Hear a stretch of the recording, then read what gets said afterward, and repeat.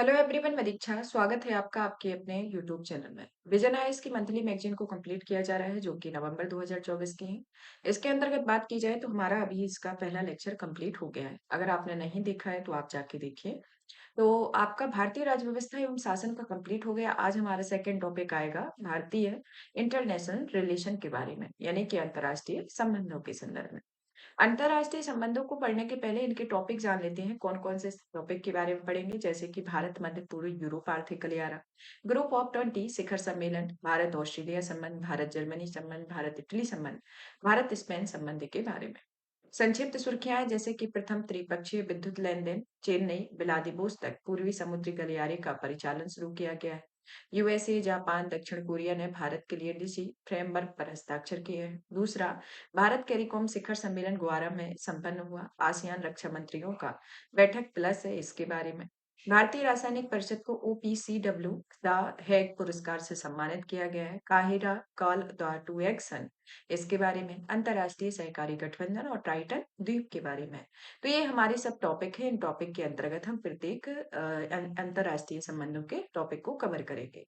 ये आता है हमारा पहला टॉपिक, भारत मध्य पूर्व यूरोप आर्थिक गलियारा के बारे में जानते हैं कि हाल ही में क्या सुर्खियों में रहा है और ये गलियारा कब इसका निर्माण किया गया है, यानी कि कब इसकी शुरुआत हुई और ये गलियारा कहाँ से कहाँ होकर जाता है। तो अभी हाल ही में देखा जाए तो इस गलियारे के 1 वर्ष पूरे हो गए। 1 वर्ष पूरा हो गया, तो ये 2024 का है, तो इसे 2023 में बनाया गया है। और पिछले 1 वर्ष में जहां एक और इस महत्वाकांक्षी अंतर्राष्ट्रीय गलियारा परियोजना के मामले में कुछ प्रगति देखी गई है, तो दूसरी ओर कुछ बाधाएं भी उभर कर सामने आई है। तो इस तरीके से देखा जाए तो इस गलियारे के बारे में है कि कुछ प्रगति, कोई भी कार्य है, अगर कोई वो कार्य होता है तो उसके पॉजिटिव एस्पेक्ट भी देखने को मिलते हैं, नेगेटिव एस्पेक्ट भी देखने को मिलते हैं।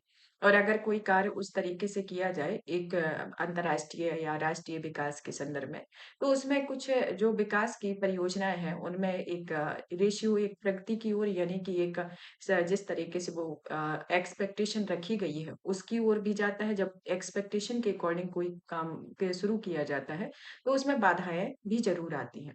तो उसी तरीके से ये आपका भारत मध्य पूर्व यूरोप आर्थिक गलियारा है, जिसके 1 वर्ष पूरे हुए हैं, जिसमें आपके महत्वपूर्ण प्रगति तो देखी गई है, लेकिन कुछ बाधाएं भी आई हैं। तो क्या प्रगति रही है, क्या बाधाएं रही हैं, तो इसके बारे में भी जानेंगे। तो चलिए सबसे पहले तो इस गलियारे के बारे में जान लेते हैं, जैसे कब लागू किया गया था। 2024 में ये आया है, तो इसे 2023 में शुरू किया गया था। कहाँ शुरू किया गया था? नई दिल्ली में। जब भारत में G20 शिखर सम्मेलन आयोजित किया गया था, उस टाइम पर इस गलियारे पर समझौते पर हस्ताक्षर किए गए थे। यह गलियारा जो है वह भारत, यूरोपीय संघ, फ्रांस, जर्मनी, इटली, सऊदी अरब, संयुक्त अरब अमीरात और संयुक्त राज्य अमेरिका के प्रतिनिधियों ने इस गलियारे पर हस्ताक्षर किए थे। और यह गलियारे का उद्देश्य एक मल्टी मॉडल कनेक्टिविटी परियोजना है। क्या है इसका उद्देश्य? एक मल्टी मॉडल कनेक्टिविटी परियोजना है जो भारत, अरब प्रायद्वीप, भूमध्य सागरीय क्षेत्र और यूरोप के बीच व्यापार को बढ़ावा देने हेतु बंदरगाहों, रेल मार्गों, सड़क मार्गों, समुद्री मार्गों, पाइपलाइनों जैसी अवसंरचनाओं का विकास करना होता है। और इस गलियारे में दो अलग अलग गलियारे शामिल है, एक पूर्वी गलियारा, एक उत्तरी गलियारा। पूर्वी गलियारे के अंतर्गत आपके भारत को खाड़ी देशों से जोड़ेगा और दूसरा गलियारा होगा उत्तरी गलियारा, जो यह खाड़ी देशों को यूरोप से जोड़ेगा।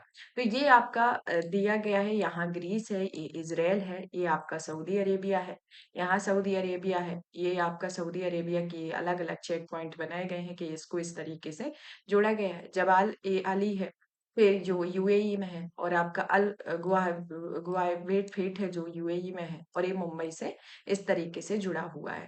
तो ये आपका इस तरीके से इस गलियारे का एक जो एक यहाँ पर आपका समुद्री मार्ग है और यहाँ पर ये रेल मार्ग से ये कनेक्टिविटी को दर्शाया गया है।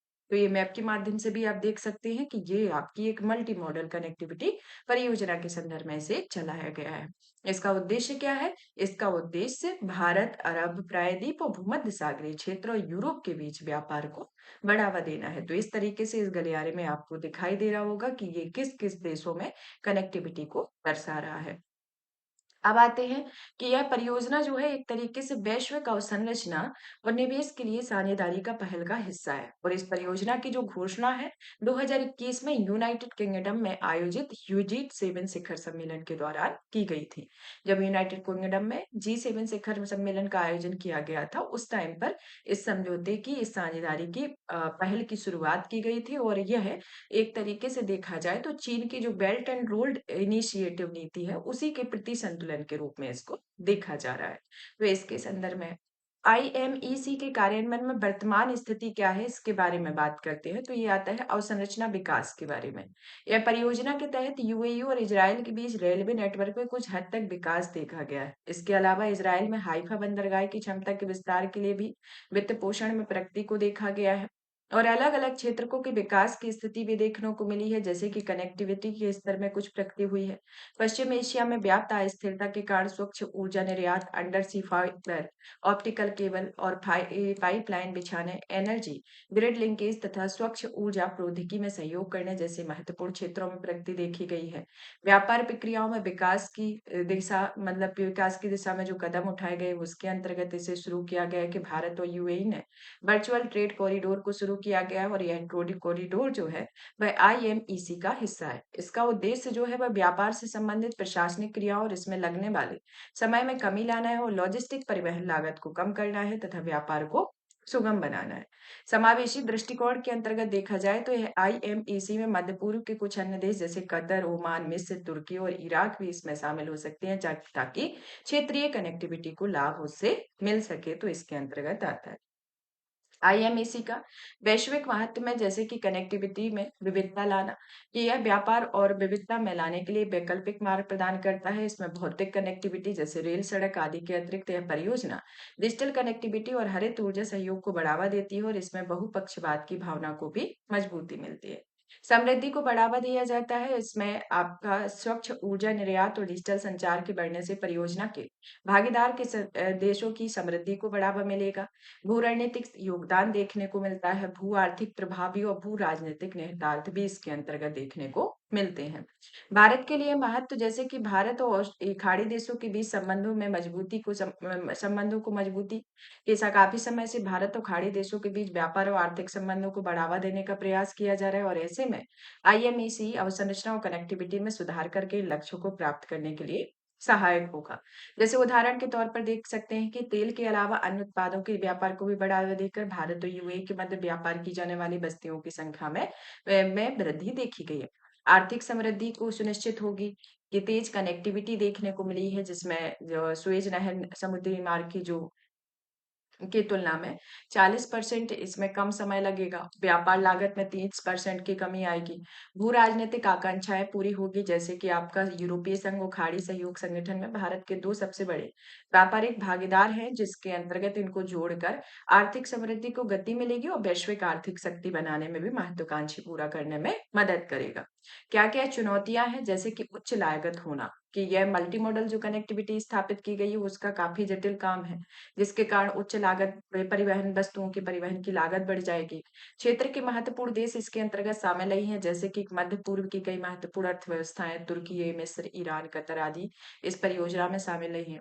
मौजूदा समुद्री मार्ग का अधिक उपयोग किया गया है। क्षेत्रीय अस्थिरता देखने को मिलती है। वित्त पोषण की प्रतिबद्धताएं इसमें नहीं दर्शाई गई हैं। तो इस तरीके से देखा जाए तो इसकी ये प्रमुख चुनौतियां हैं। अब आते हैं हम इस गलियारे में क्षेत्रीय गलियारे के बारे में बात करते हैं। कौन सा अंतरराष्ट्रीय उत्तर दक्षिण परिवहन गलियारा। यह परिवहन जो गलियारा है इसे 7200 किलोमीटर का ये लंबा गलियारा है और इसे 2000 में भारत, रूस, ईरान ने इस गलियारे का प्रस्ताव रखा था। इसका उद्देश्य भी प्रस्तावित मार्ग पर स्थित देशों में बीच व्यापार और परिवहन की कनेक्टिविटी को बढ़ावा देना था और इसके अंतर्गत 13 देश शामिल हैं जिसमें भारत, ईरान, रूस, Azerbaijan, Armenia, Kazakhstan, Kyrgyzstan, Tajikistan, तुर्की, यूक्रेन, बेलारूस, ओमान, सीरिया आते हो और बुल्गारिया इसमें एक पर्यवेक्षक राष्ट्र के रूप में शामिल है। बेल्ट एंड रोड इनिशिएटिव के बारे में जो अभी इसको प्रति संतुलित जो एक मार्ग बनाया गया है, इसी के प्रति संतुलन के तौर पर ही बनाई गई है ये। तो इस रोड्स इनिशिएटिव के बारे में जान लेते हैं कि यह एक चीन सरकार की महत्वाकांक्षी परियोजना है। इसकी शुरुआत होती है 2013 में और यह जो है, यह भूमि और समुद्री मार्गों के माध्यम से एशिया को अफ्रीका और यूरोप से जोड़ता है। इस परियोजना के 2 घटक हैं, एक तो आता है आपका सिल्क रोड इकोनॉमिक बेल्ट आता है, दूसरा आता है समुद्री रेशम मार्ग। सिल्क रोड इकोनॉमिक बेल्ट जो है वह अंतर महाद्वीपीय सड़क मार्ग है और यह चीन को दक्षिण पूर्व एशिया, दक्षिण एशिया, मध्य एशिया, रूस और यूरोप को सड़क मार्ग से जोड़ता है। समुद्री रेशम मार्ग जो है वह एक समुद्री मार्ग है। इसमें चीन के तटीय क्षेत्रों में दक्षिण पूर्व और दक्षिण एशिया, प्रशांत महासागर के दक्षिण क्षेत्र, मध्य पूर्व और पूर्वी अफ्रीका से होते हुए यूरोप को जोड़ता है। Trans Caspian international transport route के बारे में है, जिसे मिडिल कॉरिडोर भी कहा जाता है और यह मेटली मॉडल कॉरिडोर है और इस चीन को मध्य एशिया, काकेशस, तुर्की और पूर्वी यूरोप के माध्यम से यूरोपीय संघ के देशों को जोड़ता है, जिसे 2017 में शुरू किया गया है।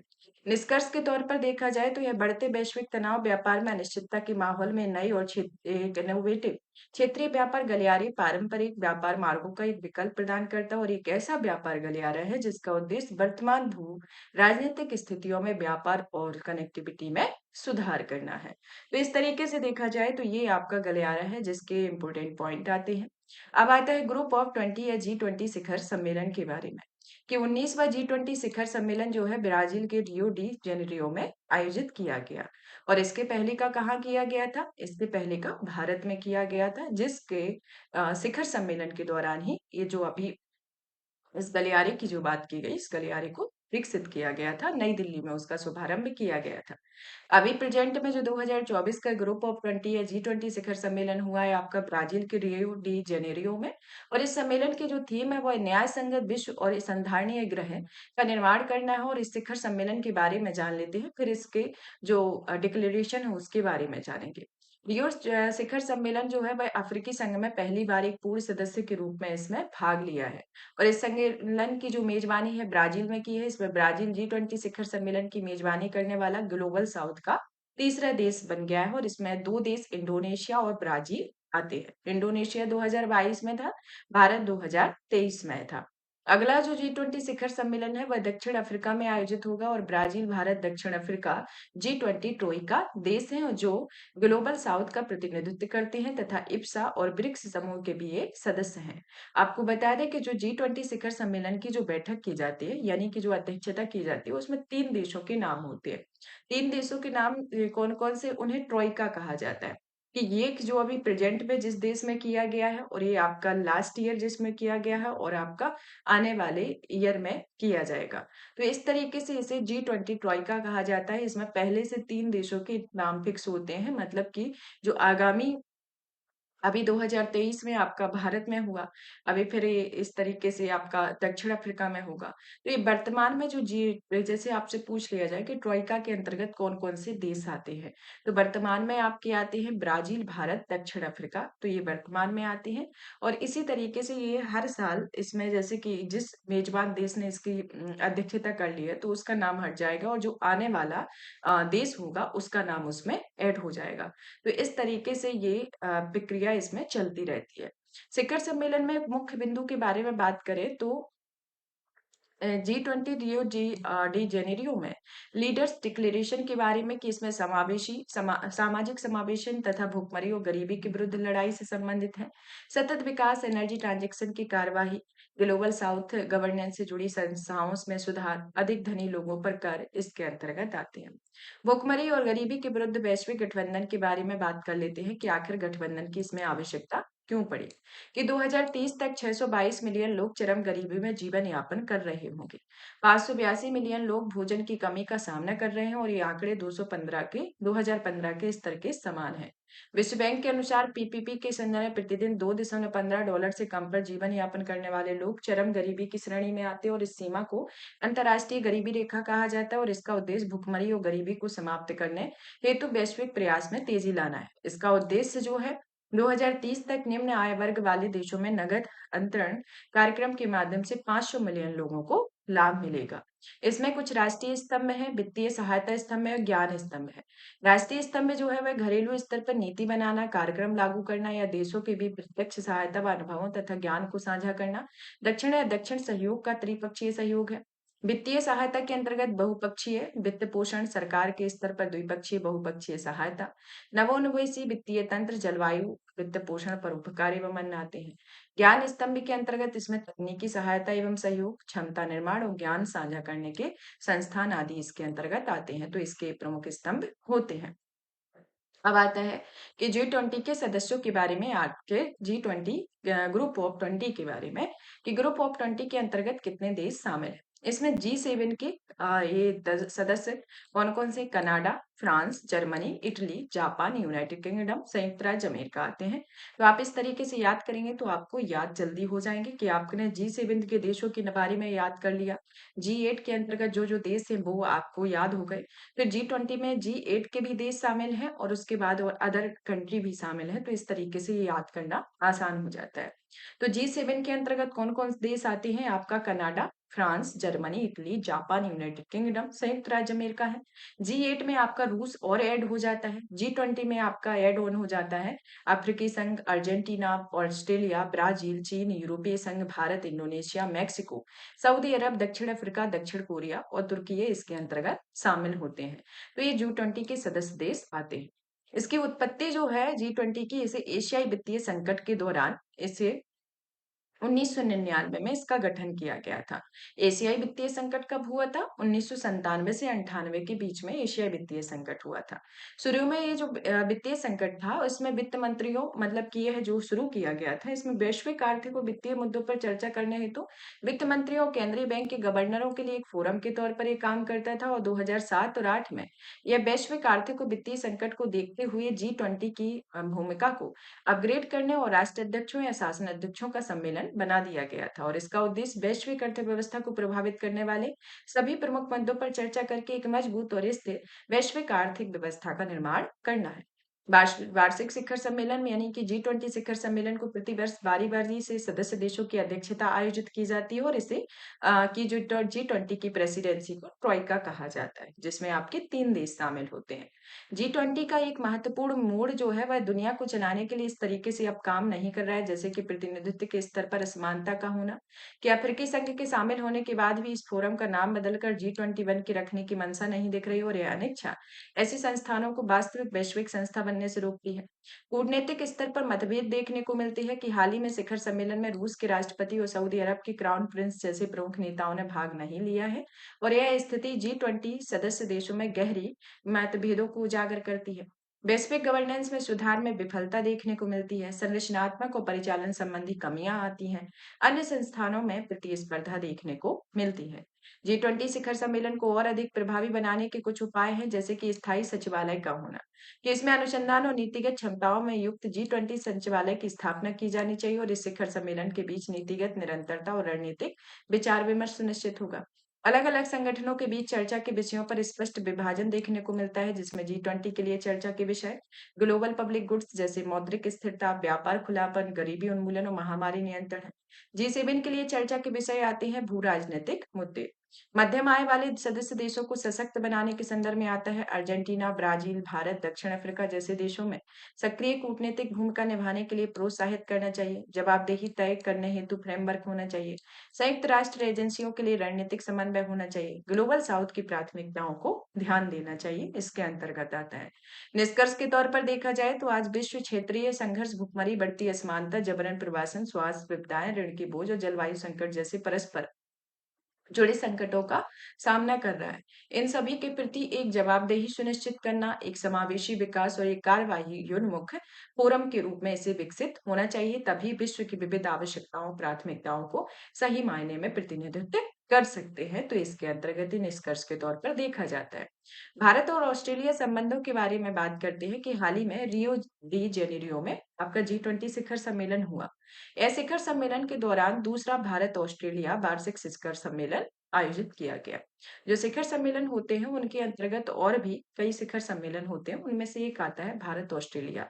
ये भारत ऑस्ट्रेलिया के संदर्भ में ये जो शिखर सम्मेलन हुआ है, इसमें किन किन योजनाओं या फिर कौन कौन सी साझेदारी और कौन कौन से कार्यक्रम का शुभारंभ किया गया, उनका एक ओवरव्यू जान लेते हैं। कि भारत ऑस्ट्रेलिया नवीनीकरण ऊर्जा साझेदारी का जो शुभारंभ है, इसका उद्देश्य सोलर फोटोवोल्टिक ग्रीन हाइड्रोजन ऊर्जा भंडारण जैसे क्षेत्रों में व्यवहारिक सहयोग के लिए रूपरेखा प्रदान करना। ऑस्ट्रेलिया भारत से बिजनेस एक्सचेंज कार्यक्रम दोनों पक्षों में AIBX कार्यक्रम को 2024 से अगले 4 वर्षों के लिए बढ़ा देना। इसे 2021 में शुरू किया गया है। इसका उद्देश्य व्यवसायों के बाजार की जानकारी प्रदान करना और वाणिज्यिक साझेदारी को बढ़ावा देना।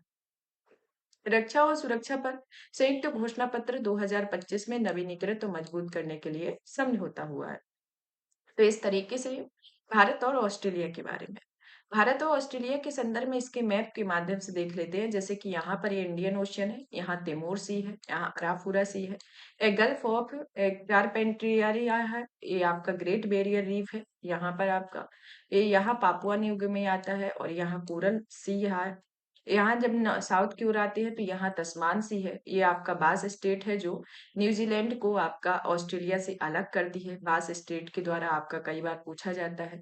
और आपका ये यहाँ पर ग्रेट इंडियन ब्राइट है, साउथर्न ओशियन है। पर्थ जो आता है वेस्ट ऑस्ट्रेलियन यहाँ है। फिर यहाँ इस तरीके से ये आपका ऑस्ट्रेलिया के बारे में पूरा दिया गया है, मतलब कि ऑस्ट्रेलिया के मैप के माध्यम से, क्योंकि जो स्टेट इसमें आते हैं उनका एक ओवरव्यू दिया गया है।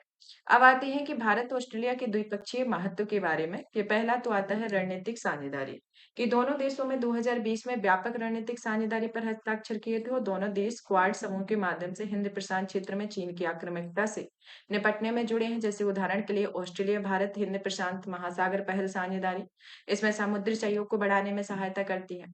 आर्थिक व्यापार संबंध के अंतर्गत 2023 में $30 बिलियन पार कर गया है। ऑस्ट्रेलियाई कोयला और द्रवीकृत प्राकृतिक गैस के लिए भारत का एक महत्वपूर्ण बाजार बन गया है और इस तरीके से ऑस्ट्रेलिया भारत से वस्त्र, फार्मास्यूटिकल और सूचना प्रौद्योगिकी सेवाओं का आयात करता है। महत्वपूर्ण खनिज आते हैं, जैसे कि दोनों पक्षों में क्रिटिकल मिनरल्स इन्वेस्टमेंट पार्टनरशिप पर हस्ताक्षर किए गए हैं। इसका उद्देश्य ऑस्ट्रेलियाई क्रिटिकल मिनरल्स परियोजनाओं में भारतीय निवेश को बढ़ावा देता है। हरित ऊर्जा सहयोग को देखा जा रहा है। रक्षा सहयोग में air to air refueling agreement और म्यूचुअल लॉजिस्टिक सपोर्ट एग्रीमेंट पर हस्ताक्षर किए गए। क्षेत्रीय और बहुपक्षीय सहयोग देखने को मिला है। लोगों के बीच संपर्क रहे हैं। विज्ञान और प्रौद्योगिकी में कोको द्वीप में ट्रांसपोर्टेबिलिटी टेलीमेट्री टर्मिनल्स स्थापित किए गए हैं और उन्हें चलाने के लिए सहयोग किया जा रहा है। भारत ऑस्ट्रेलिया संबंधों में विद्यमान चुनौतियां, जैसे कि भारत व्यापार और बाजार पहुंच, जिसमें आपका व्यापक आर्थिक सहयोग समझौता में वार्ता में देरी और सैनिटरी और फाइटो सैनिटरी मानकों के पालन से जुड़े मुद्दे और तकनीकी बाधा जैसे गैर व्यापारिक और बाधाएं ऑस्ट्रेलिया में भारतीय निर्यात को बढ़ावा देने की प्रमुख चुनौतियां बनकर उभर रही हैं। चरमपंथ और भारत विरोधी गतिविधियों में वृद्धि रही है। परमाणु ऊर्जा सहयोग में रुकावट देखने को मिली है। वीजा से जुड़ी चिंताएं, जैसे कि वीजा शुल्क लगभग 125% की वृद्धि अभी हाल ही में ऑस्ट्रेलिया में हुई, तो इससे बड़ी चिंताएं भी बढ़ी हुई हैं, जिससे भारतीय छात्रों पर एक आर्थिक दबाव बढ़ सकता है। आगे की राय में देखा जाए तो आर्थिक व्यापार गलियारा होना, सामरिक और सुरक्षा संबंधों को मजबूत करना, हिंद प्रशांत क्षेत्र में सहयोग को मजबूत करना, उग्रवाद से निपटना, इसके ये प्रमुख आगे के लिए एक कुछ सुझाव दिए गए। निष्कर्ष के तौर पर देखा जाए तो भारत और ऑस्ट्रेलिया के संबंधों में दोनों देशों में वैश्विक आर्थिक चुनौतियों के साथ साथ हिंद प्रशांत क्षेत्र में भी भू राजनीतिक तनाव भी सामने आ रहे हैं, तो इसके अंतर्गत ये आता है। अब आते हैं भारत जर्मनी संबंधों के बारे में। कि भारत और जर्मनी में हाल ही में जर्मनी के चांसलर ने भारत की आधिकारिक यात्रा की। इसका उद्देश्य क्या रहा है? इन दोनों देशों के बीच द्विपक्षीय संबंधों को मजबूत करना।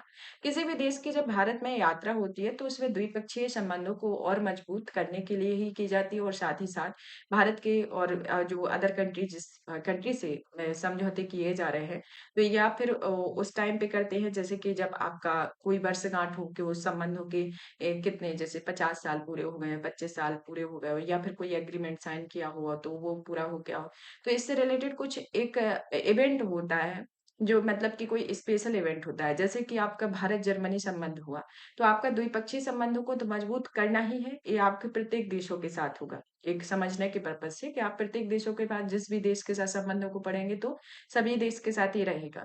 लेकिन साथ-साथ ये भी रहेगा कि कुछ ऐसा इवेंट होगा जो दोनों देशों के बीच अभी हो रहा होगा। जैसे कि अभी इसमें 2025-24 में ये साझेदारी की जो की गई थी सामरिक साझेदारी भारत और जर्मनी के बीच में, तो ये 25वीं वर्षगांठ मनाई गई।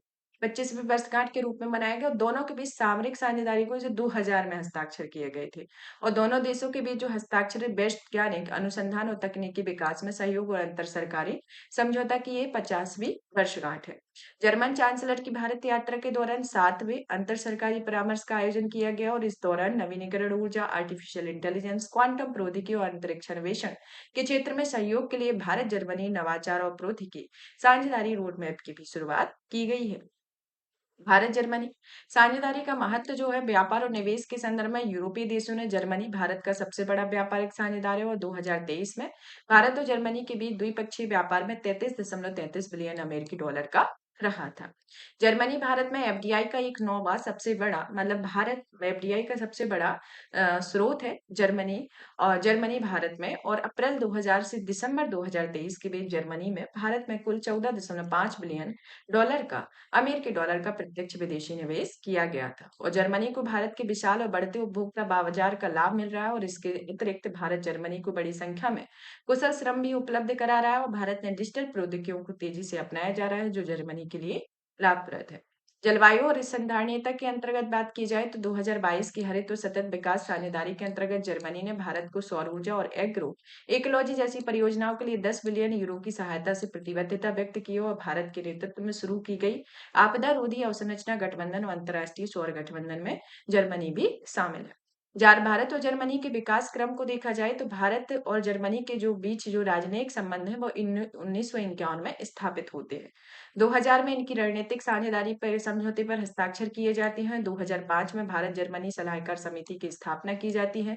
2011 में सरकार प्रमुखों के स्तर पर द्विवार्षिक बैठक हेतु अंतर सरकारी परामर्श की शुरुआत होती है और आईआईजीसी के तहत इंडो जर्मन 1.5 ट्रैक डायलॉग की शुरुआत भी की जाती है। तो ये भारत जर्मनी के संबंधों के बीच का एक विकास क्रम है जो आपका 1951 से शुरू होता है जो वर्तमान में भी सतत प्रगति पर चल रहा है। अब आते हैं इन द्विपक्षीय संबंधों के बीच क्या चुनौतियां हैं जैसे कि व्यापार और निवेश के संबंध में कुछ बाधाएं देखने को मिलती हैं कि भारतीय कंपनियों को यूरोप में अपने उत्पादों पर कार्बन बॉर्डर एडजस्टमेंट मैकेनिज्म जैसे गैर प्रशुल्क बाधाओं का सामना करना पड़ रहा है। इसी तरीके से नौकरशाही संबंधी बाधाओं और जटिल कर प्रणाली की वजह से भारत में जर्मनी में होने वाले निवेश में कमी दर्ज की गई है। सामरिक और भू राजनीतिक मतभेद देखने को मिला है। चीन की भूमिका रही है। भारत में मानवाधिकार की आलोचना की गई है। आगे की राय में देखा जाए तो इसमें एक मुक्त व्यापार समझौता के संदर्भ में इसे पूरा किया जा सकता है। हिंद प्रशांत क्षेत्र में एक सहभागिता के तौर पर इसे पूरा किया जा सकता है। हरित और सतत विकास साझेदारी जैसी पहलों के माध्यम से सहयोग को बढ़ावा दिया जा सकता है। आपूर्ति श्रृंखला को मजबूत करके जैसे कि भारत और जर्मनी भारत की मेक इन इंडिया पहल का भी समर्थन कर सकता है। तो एक पॉसिबिलिटी के बेस पर इस तरीके से कार्य किया जाए तो इन संबंधों को और मजबूत किया जा सकता है। अब आते हैं भारत और इटली संबंधों के बारे में कि इंडिया इटली रिलेशंस के हाल ही में भारत और इटली के प्रधानमंत्रियों ने ब्राजील के रियो डी जेनेरियो में आयोजित G20 शिखर सम्मेलन में द्विपक्षीय बैठक की हुई है।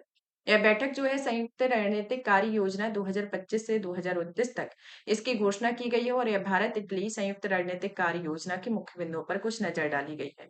जैसे आर्थिक सहयोग और निवेश के अंतर्गत इसमें के तहत ऑटोमोटिव सेमीकंडक्टर अवसंरचना और एडवांस मैन्युफैक्चरिंग को साझेदारी को बढ़ावा दिया जाएगा। आर्थिक सहयोग के लिए संयुक्त आयोग और खाद्य प्रसंस्करण पर संयुक्त कार्य समूह के माध्यम से द्विपक्षीय व्यापार और निवेश को मजबूत किया जाएगा।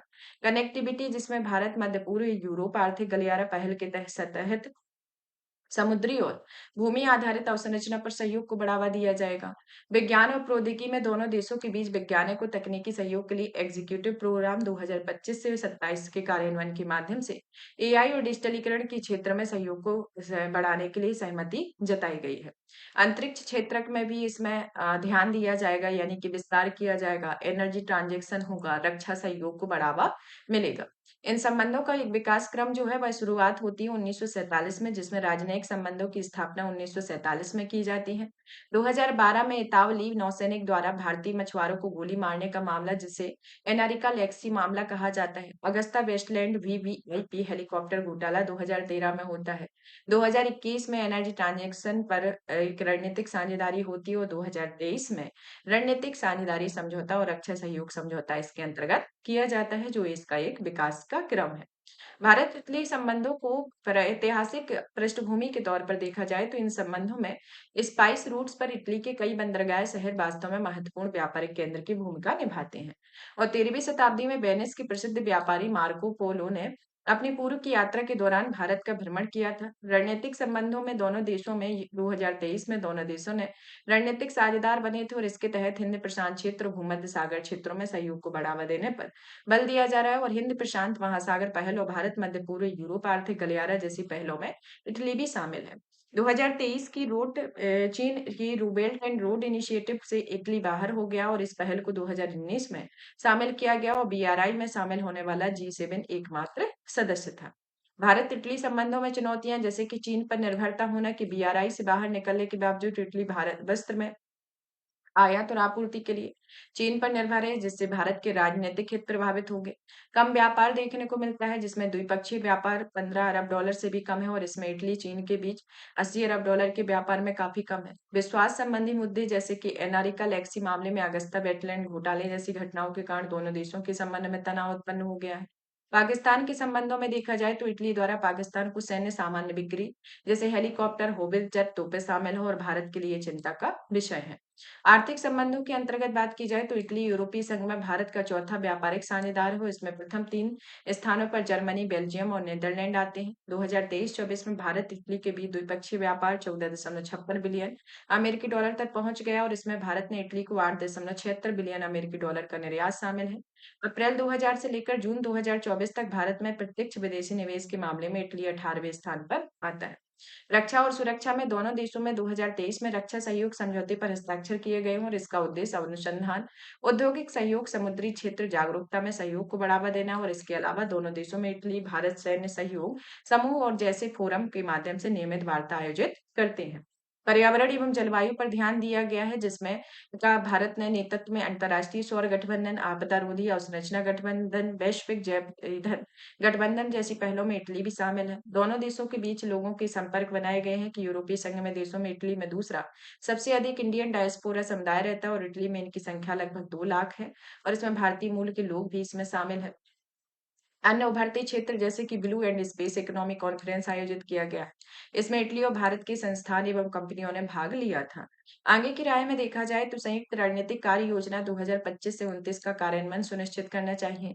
प्रशांत महासागर क्षेत्र में बढ़ते प्रभुत्व से प्रभावी तरीके से निपटने के लिए भारत की एक्ट ईस्ट नीति को यूरोपीय संघ की हिंद प्रशांत रणनीति के साथ समन्वयित किया जाना चाहिए।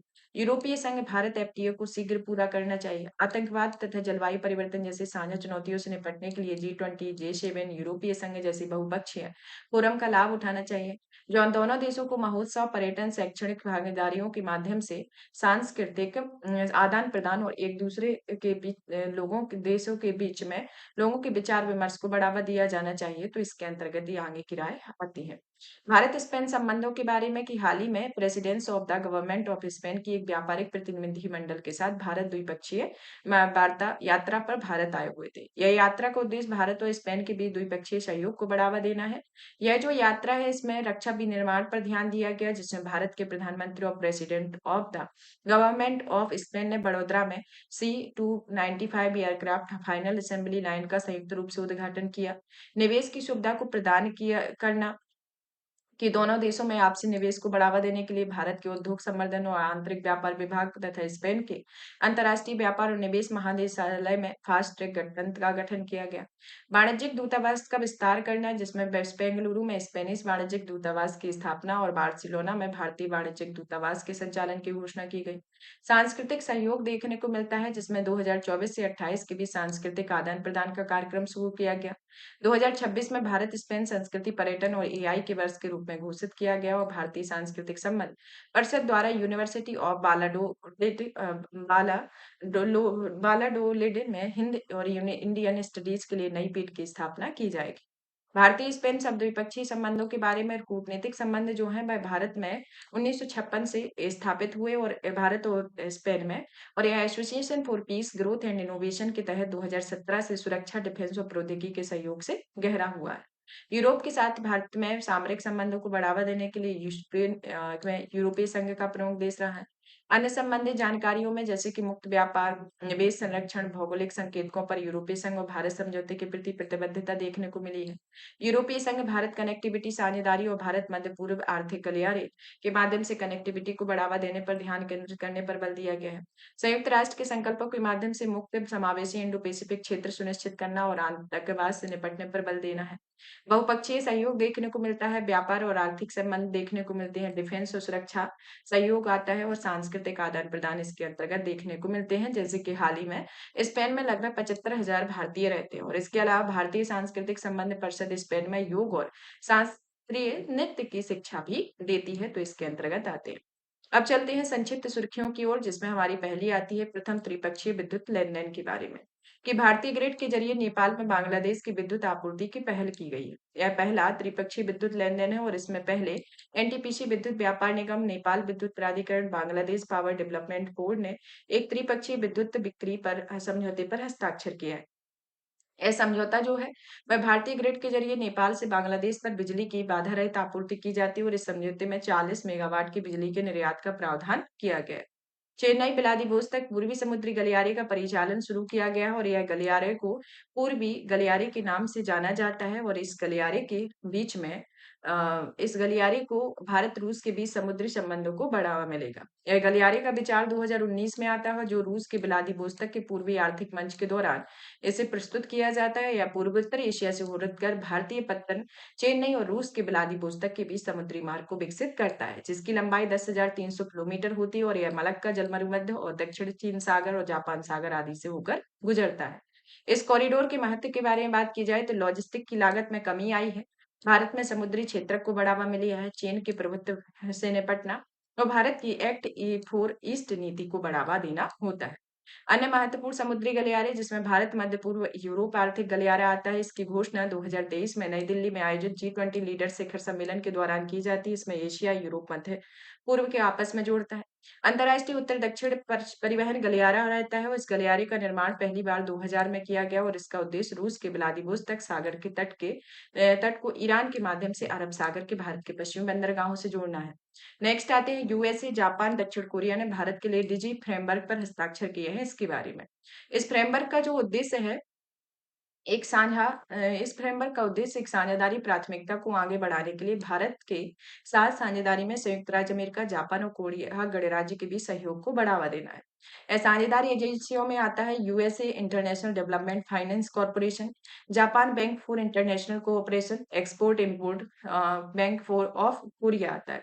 इसका उद्देश्य भारत में डिजिटल इंफ्रास्ट्रक्चर का समर्थन करने के लिए भारतीय निजी निवेश क्षेत्र के साथ सहयोग को आगे बढ़ाना है। इसका कार्यान्वयन सूचना और संचार प्रौद्योगिकी के क्षेत्र में 5G, open radio access network, submarine cable, optical fiber network, data center, smart city, e commerce, AI और क्वांटम प्रौद्योगिकी जैसी परियोजना का समर्थन करना है। भारत में डिजिटल पब्लिक इंफ्रास्ट्रक्चर के बारे में जिसे आमतौर पर उपयोग किए जाने वाले डीपीआई को सामूहिक रूप से इंडिया स्टेक के नाम से जाना जाता है और इसके 3 अलग-अलग स्तर हैं। डिजिटल पहचान, एक आधार, रियल टाइम में त्वरित भुगतान यूपीआई, डेटा शेयरिंग आर्किटेक्ट इसके अंतर्गत आते हैं। डीपीआई का एक महत्व जो है समावेशी विकास के संदर्भ में भारत ने 2018 से 2023 के दौरान 80% वित्तीय समावेशन हासिल करने की मदद की है और कोविड-19 के दौरान 87% गरीब परिवारों को प्रत्यक्ष लाभ अंतरण में सहायता प्रदान की गई और आर्थिक समृद्धि में वित्तीय क्षेत्र में डीपीआई को लागू करके देश की आर्थिक समृद्धि में 33% की बढ़ोतरी हो सकती है। उत्सर्जन में कमी देखने को मिली हुई है। डीपीआई को वैश्विक बनाने के लिए भारत द्वारा कुछ प्रयास किए गए हैं, जैसे कि एशिया और अफ्रीका में उभरती डिजिटल प्रौद्योगिकियों में जिम्मेदारी पूर्वक उपयोग को अपनाने के लिए भारत अमेरिका वैश्विक डिजिटल विकास साझेदारी संपन्न हुई है। भारत के नेतृत्व में G20 के तहत G20 framework for system of DPI को अपनाया गया और इसका उद्देश्य डीपीआई को डिजाइन करने और उपयोग लाने हेतु सिद्धांतों की रूपरेखा तैयार करना। दुनिया भर में डीपीआई केंद्रित उपकरणों, संसाधनों, अनुभवों और होस्टिंग के लिए भारत द्वारा ग्लोबल डीपीआई रिपोजिटरी स्थापित किए गए हैं। नेक्स्ट आती है दूसरा भारत कैरिकॉम शिखर सम्मेलन जो गुआना में संपन्न हुआ उसके बारे में कि भारत और कैरिबियाई समूह के बीच में संबंधों को मजबूत करने के लिए 7 प्रमुख स्तंभों का प्रस्ताव प्रस्तुत किया गया, जिसके अंतर्गत 7 स्तंभ आते हैं। कैरिकॉम का, जिसमें सी का मतलब होता है क्षमता निर्माण, ए का मतलब होता है कृषि और खाद्य सुरक्षा, आर का मतलब नवीनीकरण ऊर्जा और जलवायु परिवर्तन, आई का मतलब नवाचार, प्रौद्योगिकी और व्यापार है, सी का मतलब क्रिकेट और संस्कृति, महासागर अर्थव्यवस्थाओं, चिकित्सा और स्वास्थ्य देखभाल एम के अंतर्गत आता है। भारत का जो पहला भारत कैरिकॉम शिखर सम्मेलन है 2019 में आयोजित किया गया था। कैरिकॉम जो है एक तरीके से 1973 में स्थापित एक क्षेत्रीय संगठन था और इसका उद्देश्य कैरिबियन देशों में आर्थिक एकीकरण और सहयोग को बढ़ावा देना है, जिसमें 15 सदस्य देश, 6 एसोसिएट सदस्य हैं। उन सदस्यों में एंटीगुआ, बारबुडा, बहामास, बारबाडोस, बेलीज आदि शामिल है और भारत के लिए कैरिकॉम का इम्पोर्टेंस एक बहुपक्षीय मंचों पर भारत का समर्थन करना है। साउथ साउथ कोऑपरेशन, रक्षा निर्यात, जलवायु कार्यवाही और ऊर्जा सुरक्षा के सहयोग के अंतर्गत इसे देखा जाता है। अन्य दृष्टि से इम्पोर्टेंस देखा जाए तो केरिकॉम देश में भारत के लिए लैटिन अमेरिका के प्रवेश द्वार के रूप में कार्य करता है और दोनों पक्षों में आपदा रोधी क्षमता को बढ़ाने में सहयोग करता है, जैसे आपदा रोधी अवसंरचना के लिए गठबंधन। आसियान रक्षा मंत्रियों की बैठक प्लस के बारे में कि भारत के रक्षा मंत्री ने लाओ पीडीआर के वियंतियाने में 11वें एडीडीएम प्लस के अवसर पर संयुक्त राज्य अमेरिका के रक्षा मंत्री से भेंट की हुई। एडीडीएम प्लस के बारे में जिसमें आसियान के 10 सदस्य देश, 8 संवाद साझेदार इसमें शामिल हैं, जिसमें संवाद साझेदार में ऑस्ट्रेलिया, चीन, भारत, जापान, न्यूजीलैंड, कोरिया गणराज्य, रूस, संयुक्त राज्य अमेरिका आदि आते हैं और यह प्लस की जो पहली बैठक है 2010 में वियतनाम की राजधानी हनोई में आयोजित होती है और इसे 2017 में एडीएम प्लस के मंत्री आसियान प्लस देशों के बीच संवाद और सहयोग को आगे बढ़ाने के लिए प्रतिवर्ष बैठक करते हैं।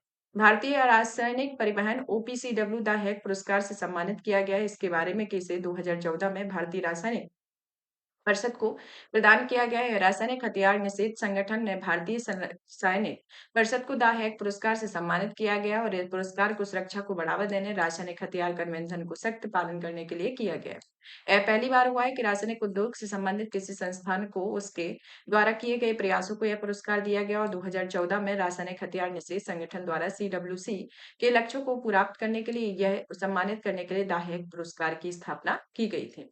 रासायनिक हथियार कन्वेंशन के बारे में यह जो कन्वेंशन है इसे 1997 में 193 सदस्य देश इसमें पक्षकार रहे और इसे 1997 में लागू होता है, जिसमें भारत इस कन्वेंशन का मूल हस्ताक्षरकर्ता देश होता है और इसका उद्देश्य सदस्य देशों द्वारा रासायनिक हथियारों को विकास, उत्पादन, उन्हें प्राप्त करने, भंडारण और उसमें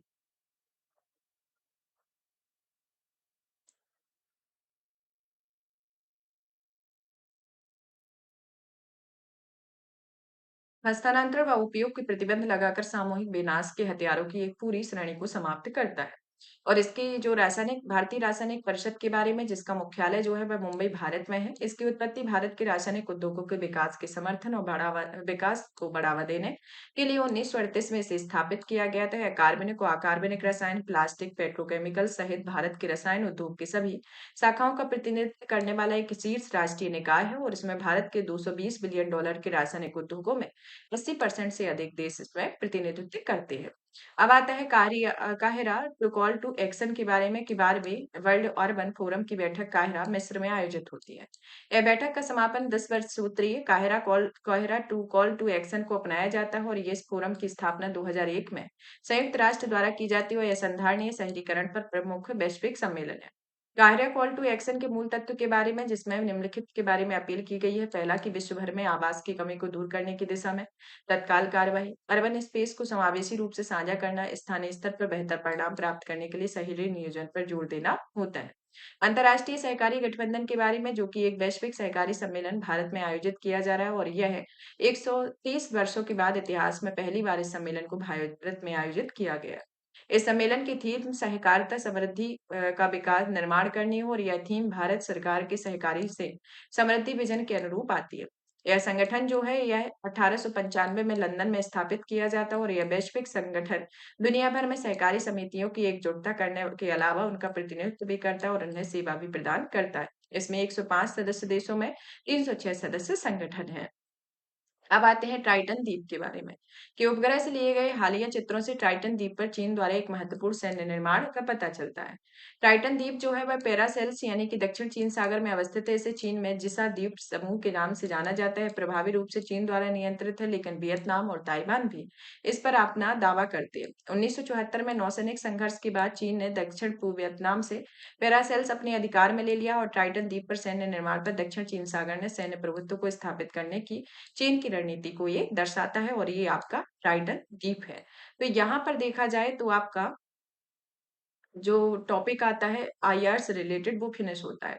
नेक्स्ट टॉपिक आपका इकोनॉमी का है, नेक्स्ट क्लास में कंप्लीट किया जाएगा। तब तक आप इस सेशन को ज़्यादा से ज़्यादा शेयर करें, वीडियो को लाइक करें, चैनल को सब्सक्राइब करें और पीडीएफ आपको हमारे Telegram channel UPSC PSC with Diksha पर अवेलेबल होगी, तो वहाँ से डाउनलोड कर सकते हैं। धन्यवाद।